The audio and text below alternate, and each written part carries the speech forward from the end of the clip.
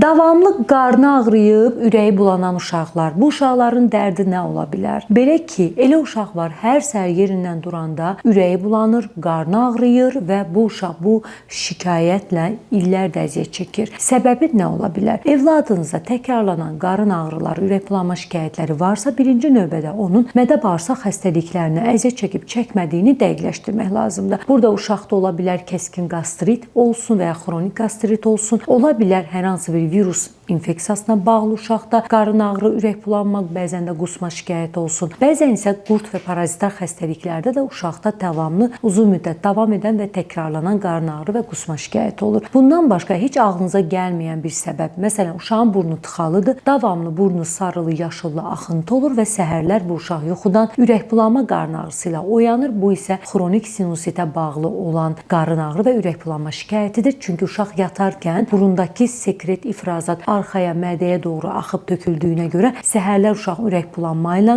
oyanır və eyni zamanda qusmağı gələn uşaqda da bir qarın ağrı, kramp sancıları olur. Belə ki, qarın ağrı və ürək bulanma şikayətinin altında dediyim kimi çox səbəblər ola bilər. Burada mədə-bağırsaq infeksiyalarını, mədə xəstəliyi, qastrit kimi xəstəlik, bəzən 12 barmaq bağırsağın xora xəstəliyi, bəzən uşaqda xronik kolitə bağlı olan hər hansı bir iltihabi bağırsaq xəstəliklərinin olub-olmaması, qurt xəstəliklərinin olub-olmaması və təkrarlanan qarın ağrılarının altında qəbizlik şikayəti, FMF xəstəliyi kimi xəstəliklər və daha dərin araşdırmada bizim səbəbi axtarmaq üçün getdiyimiz yolda bu və digər səbəblər uşaqda ürək bulanma, qusma şikayətinə, qarın ağrı şikayətinə səbəb ola bilər. Bundan başqa durduq yerdə qarnı ağrıyan, ürəyi bulanan uşağın kəskin bir infeksiya keçirməsindən şübhələnmək lazımdır. Əgər uşağınız qusursa, ürəyi bulanırsa və sadəcə qarnı ağrıyır, qarnı getmirsə, bu uşağın böyrək və sidik çıxarıcı yolların infeksiyalarına, sistit və sidik yolu infeksiyasından əziyyət çəkdiyini də düşünə bilərik. Odur ki, ürək bulanma və qarın ağrısı ilə